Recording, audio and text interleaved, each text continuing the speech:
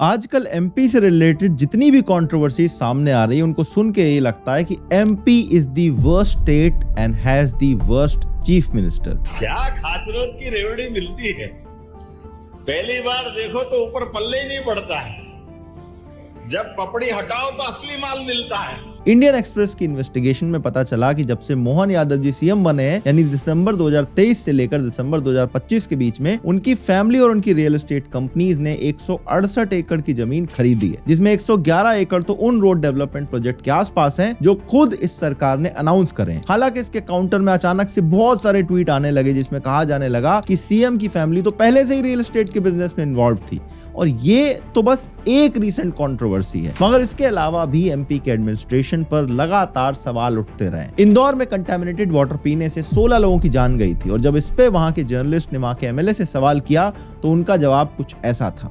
बहुत सारे लोगों को अभी तक जो रिफंड की बात कही गई थी वो भी नहीं मिला कैलाश जी, और पीने के पानी की ठीक से व्यवस्था। छोड़ो यार, तुम फोकट प्रश्न मत पूछो। नहीं, फोकट नहीं, ये तो मैं तो वहाँ होकर आया हूँ। क्या घंटा हो गया है तुम? इससे पहले एमपी में अडल्ट्रेटेड कफ सिरप पीने से 25 बच्चों की जान चली गई थी। एमपी में सरकारी स्कूलों की छत छोटे छोटे बच्चों के ऊपर गिर गई थी। एमपी में इस लेवल पे मिस गवर्नेंस चल रही है कि इंदौर के लार्जेस्ट गवर्नमेंट हॉस्पिटल के आईसीयू में 2 न्यूबॉर्न बेबीज को चूहों ने काट लिया था, जिससे उनकी हो गई। हालत यह है कि स्टेट में एनिमल्स और बर्ड्स तक सेफ नहीं है। एमपी में सिर्फ 2025 में 55 टाइगर्स की जान चली गई, जो पिछले 50 साल में सबसे हाईएस्ट था। 200 तोते तक फूड पॉइजनिंग की वजह से मारे गए थे, और मुख्यमंत्री जी इन्वेस्टमेंट लाने के वायदे लेकर स्पेन, यूके, दुबई, जर्मनी वगैरह जा रहे हैं। मोहन यादव जब से सीएम बने तब से अब तक स्टेट में सरकार 3000 से 5000 करोड़ तक के टोटल 20 लोन ले चुकी है, जिससे स्टेट का टोटल डेट 4,64,000 करोड़ पहुंच गया है। लाडली बहना योजना की इंस्टॉलमेंट तक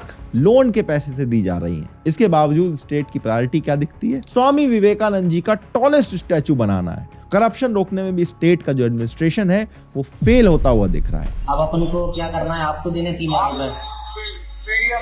रुपए, मैं दे देता हूँ 3,000 फोन पे कर दूंगा ना। इसके बाद सारा काम आप देख लो, वो कितने कितने और लगाए वो और बता दो। तो वैसे 15-17 हजार का जाएंगे। ये सरकारी खर्चे के अलावा लेंगे, सरकारी रसीद में अलग भरूंगा, ये रिश्वत के जाएंगे 18,000। ठीक।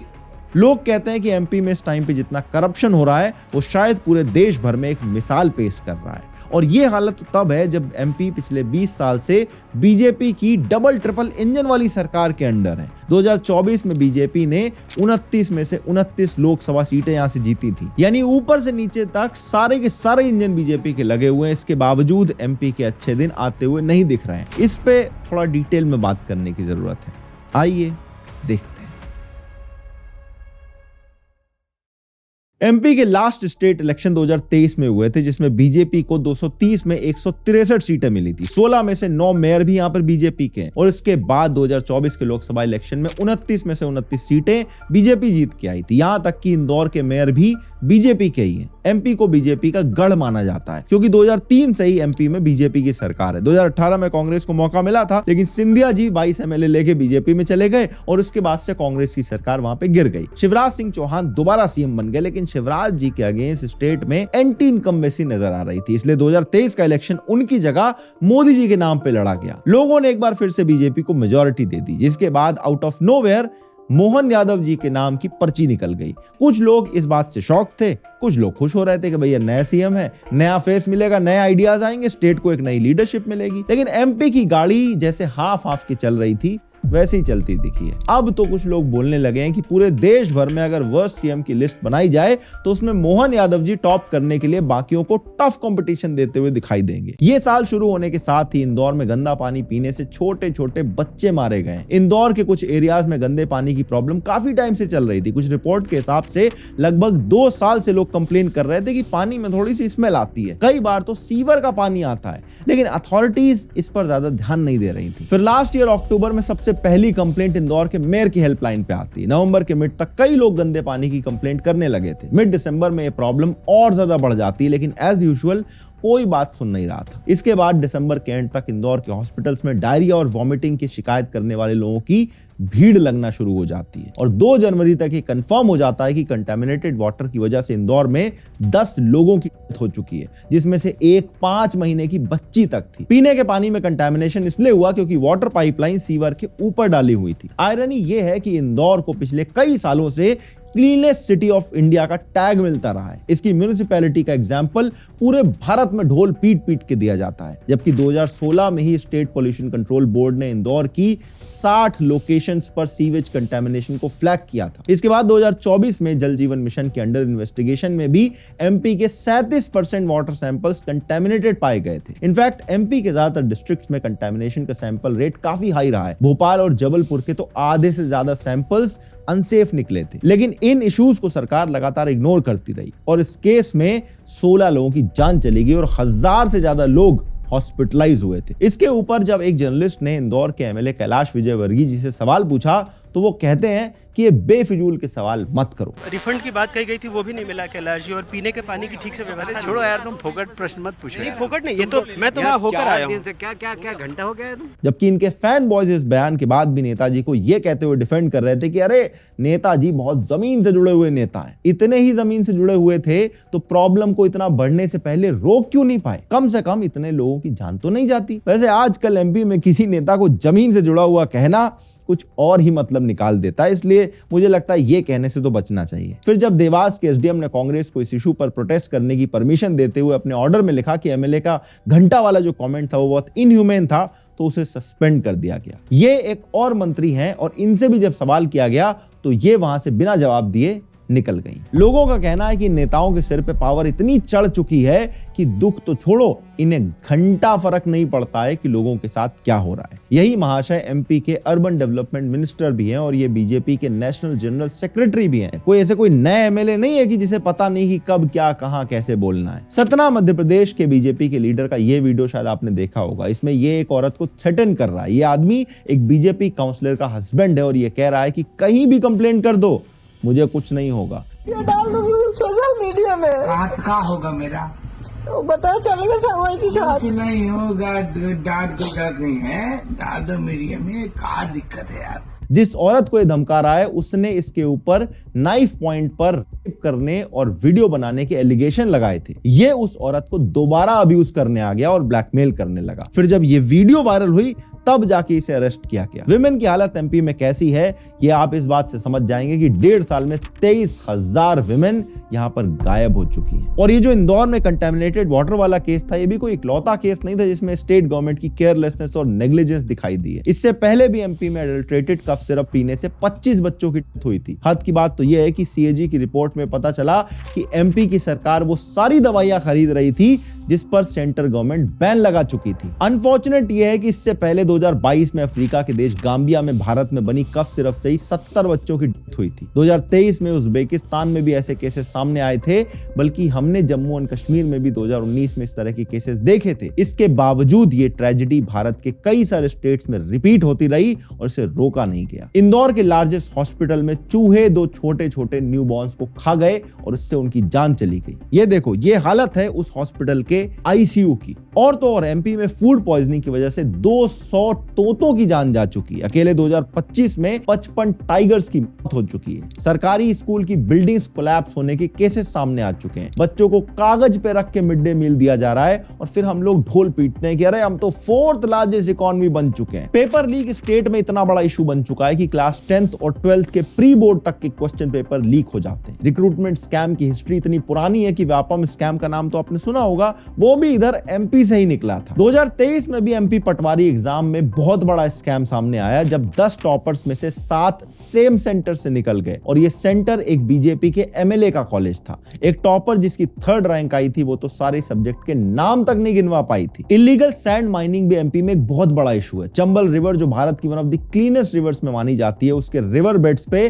सैंड माफियाओं ने कब्जा कर रखा है। इलीगल माइनिंग से रिलेटेड केस में ही आईएएस नागार्जुना गौड़ा पर करप्शन के एलिगेशन लगे थे। ये सृष्टि देशमुख के हस्बैंड है और इन दोनों ने एथिक्स पे एक बुक लिखी थी। इन पे एलिगेशन ये लगा कि इन्होंने हरदा के एडीएम बनने के बाद एक प्राइवेट माइनिंग कंपनी पर 51.5 करोड़ के फाइन को सिर्फ 4,000 रुपए कर दिया था, जिसके लिए इन पर एलिगेशन लग रहा है कि इन्होंने 10 करोड़ की ब्राइब ली थी। ये 90 डिग्री का जो ब्रिज भी वायरल हुआ था ना, ये दुनिया का 8वां अजूबा भी एमपी में ही बना था। स्टेट में करप्शन इस लेवल पे बढ़ गया है कि सरकारी बाबू छोटे छोटे काम के लिए खुलेआम बिना किसी डर के रिश्वत मांग लेते हैं। ये वीडियो मैंने आपको शुरू में दिखाई थी। इसमें जो लेडी सामने बैठी है वो मेयर है, और जब ये आदमी उनके सामने प्रूव कर देता है कि उनसे घूस मांगी जा रही है तो चारों तरफ लोग हंसते हुए दिखाई देते हैं। सरकारी रसीद में अलग भरूंगा, ये रिश्वत के जाएंगे 18,000। ठीक, अब बताओ किसको लगाना है सर? ये दांत चियार के क्या प्रूफ कर रहे हैं मुझे समझ में नहीं आता है। एमपी से जुड़े इतने सारे केसेस और एक्सपोजे सामने आ रहे हैं कि कई तो आप सुनोगे तो आपके होश उड़ जाएंगे। बहुत पुराना केस आपको बताता हूं। मिड 2000s में बच्चों और मेंटली इल लोगों पर एमपी में बिना परमिशन के इलीगल मेडिकल ट्रायल्स किए जा रहे थे, यानी लोगों को गिनी पिग्स की तरह इस्तेमाल किया जा रहा था और उन पर दवाइयां टेस्ट करी जा रही थी। उस टाइम पर जब इसका पता चला तो एमपी गवर्नमेंट ने पता क्या एक्शन लिया था? 12 सरकारी डॉक्टर्स पे 5-5 हजार रुपए का फाइन लगा के उनको छोड़ दिया था। उस टाइम पर एक जान की कीमत इनके हिसाब से 5,000 रुपए थी, और आज इन्फ्लेशन के चलते ये बढ़ के 2 लाख हो गई है। पर सच बताऊं तो एक्चुअल में ये कीमत सिर्फ 1000 से 1500 रुपए है, क्योंकि सिर्फ 1000 से 1500 रुपए की फ्रीबी के लिए तो लोग अपना वोट दे देते हैं। और ये बात इन नेताओं को बड़े अच्छे से पता है। उन्हें पता है कि वोट लेने के लिए उन्हें कुछ भी करने की जरूरत नहीं है, बस नेक्स्ट इलेक्शन में थोड़ी सी रेवड़ी और फेंक देनी है। थोड़ा बहुत काम करते हैं, वो भी अपीजमेंट के लिए होता है। मोहन यादव जी को जिस चीज के लिए सबसे ज्यादा याद किया जाएगा वो है रिजर्वेशन, जो डायरेक्ट रिक्रूटमेंट में 73% पे चली गई है, क्योंकि ओबीसी का कोटा 14% से बढ़ के 27% कर दिया गया है। यानी कास्ट रिजर्वेशन 63%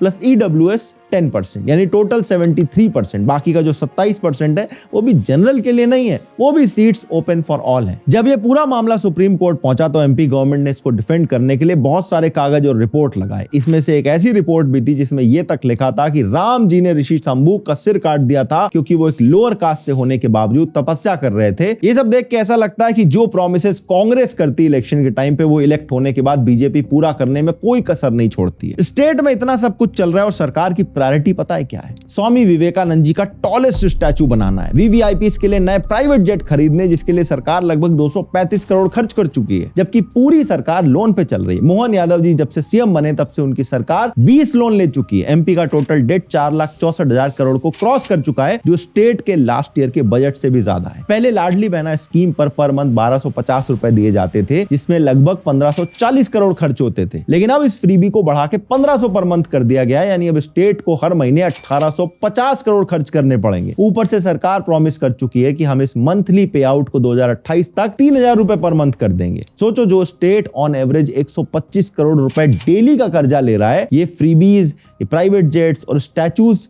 कैसे अफोर्ड कर पाएंगे? हालांकि इस रिवोल्यूशनरी स्कीम का क्रेडिट शिवराज सिंह चौहान जी को जाना चाहिए, मोहन यादव को नहीं। बीजेपी में सबसे पहले उन्होंने ही रेवड़ियां बांटने का आइडिया दिया था, जिसका कीड़ा अब हर स्टेट में हर पार्टी को काट चुका है। और ऑनेस्टली मुझे लगता नहीं है कि इसका कोई अंत है, क्योंकि ये इलेक्शन में वेल प्रूवन स्ट्रेटजी बन के निकली है। लेकिन एक बात तो अनडिस्प्यूटेड है बीजेपी के बारे में, इन्होंने एक चीज पे तो मास्टरी हासिल कर ली है, वो है PR and headline management. Public relationship का जो पोर्टफोलियो है वो खुद मोहन यादव जी ने अपने पास स्टेट में रखा हुआ है। अभी जब एक्सप्रेस इन्वेस्टिगेशन के बाद उन पर misuse of office and corruption के एलिगेशन लग रहे थे, तो अचानक से ऐसे ट्वीट्स आने लगे सामने जिन्होंने इन्हें डिफेंड करना शुरू कर दिया। इंडियन एक्सप्रेस वालों ने इन सारे डिफेंसेस पर बहुत सारे काउंटर आर्ग्यूमेंट भी दिए हैं, जिसपे अभी तक कोई क्लैरिफिकेशन आता हुआ मुझे नहीं दिखा है। और जो लोग कह रहे हैं कि मोहन यादव जी के अगेंस्ट ये कोई लेफ्ट की कैंपेन चल रही है, उन्हें मैं बता दूं कि इन्वेस्टिगेशन को रिवील करने वाले जर्नलिस्ट जे मजूमदार हैं। इन्होंने 12 साल पहले रॉबर्ट वाड्रा के लैंड स्कैम को भी एक्सपोज किया था। बिहार के इलेक्शन के टाइम पे मैंने देखा था कि अचानक से मोहन यादव जी की रैलीज पे खूब सारे ट्वीट हो रहे थे, जबकि लोग ये बोल रहे थे कि बिहार में इनको बहुत ज्यादा लोग नहीं जानते हैं। इसके अलावा पिछले साल इन्हें महाकाल के भक्त के नाम से भी बुलाया जा रहा था। ऐसा भी प्रोजेक्ट करने की कोशिश की जा रही थी कि मोहन यादव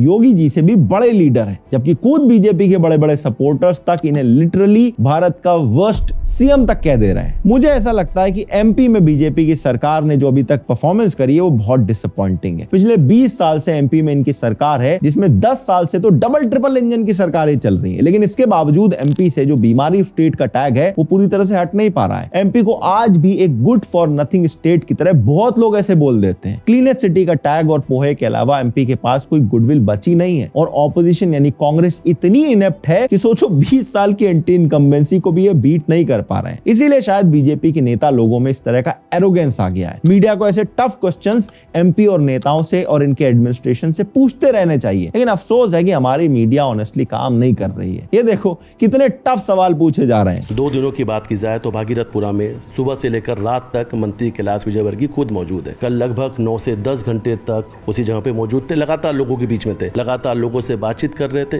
अगर किसी की हालत बिगड़ी तो तत्काल उसे अस्पताल भेजकर फोन पर बात कर रहे थे। देर रात अस्पताल भी पहुंचे और आज सुबह वापस से 8 बजे भागीरथपुरा पहुंच गए। जिन्होंने अपनों को खोया उनके घर पहुंचे, उनसे मुलाकात की, संवेदनाएं भी अपनी व्यक्त की और घर घर जाकर पूछा अगर कोई बीमार है तो उसका तत्काल बेहतर हॉस्पिटल में होगा। ये इंटरव्यू इनकी घंटा वाली कंट्रोवर्सी के जस्ट अगले दिन पोस्ट किया गया था। मीडिया ने सवाल पूछना पूरी तरह से छोड़ दिया है, इसीलिए लोग इतने एरोगेंट और इग्नोरेंट बन चुके हैं कि अब कोई सवाल पूछ लेता है तो अचानक से इन्हें शॉक लग जाता है। अगर ये वाला वीडियो आपको अच्छा लगा तो अगला वीडियो आपको और अच्छा लगेगा। स्क्रीन पे लगा दिया है, क्लिक करो और अभी देख डालो।